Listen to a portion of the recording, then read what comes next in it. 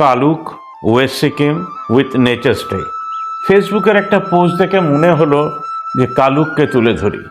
Nature stay এত সুন্দর সুন্দর ছবি দিয়েছে, যেখান থেকে মনেই হয় যে একটা মানুষের ভেতরে পাহাড় থাকে, পর্বত থাকে, ঝর্ণা থাকে, নদী থাকে, নদীর ওপরে একটা ব্রিজ থাকে, যেখানে আপনি চুপচাপ একা দাঁড়িয়ে আছেন আর নদী বয়ে যাচ্ছে।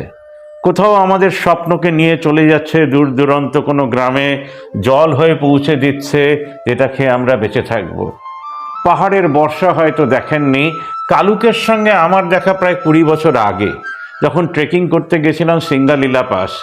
উত্তরে বলে একটি জায়গায় থেকেছিলাম, তার মাঝে কোথাও একটি কালুক বলে জায়গা পড়েছিল। এখনও যেন ম্যাপ হয়ে ভেতরে, আমাদের ভেতরে কোথাও আটকে রয়েছে।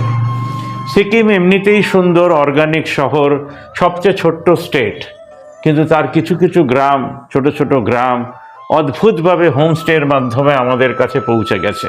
ঘুরতে গেলে মনে রাখবেন, সেই ডেটগুলো আমরা ভুলে যাই, কবে কোথায় গেলাম। বাড়িতে ফিরে একটা ছোট্ট পট তৈরি করবেন এবং সেখানে ডেট, কবে গিয়েছিলেন, কতজন গেছিলেন, তাদের নাম সহ সেই পটে লাগিয়ে রাখবেন।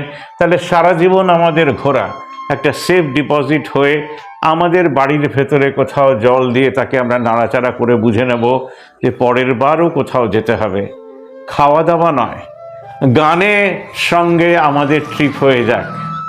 গান মানেই হচ্ছে যে একটা পাহাড়ি সুরকে আমরা ধরার চেষ্টা করছি। এত সুন্দর সুন্দর গান, কোন গানটি আপনার মনে পড়ছে নিশ্চয়ই করে কমেন্ট বক্সে জানাবেন।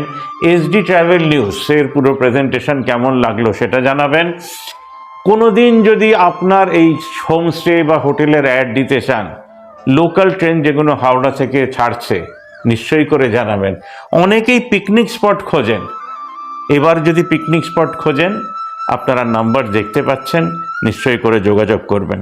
ধন্যবাদ বন্ধুরা, এখন আছি শ্যামবাজারে, শ্যামবাজার ক্রস করে যাচ্ছি। দেখুন আমাদের বন্ধু একজন আগে চলে যাচ্ছে।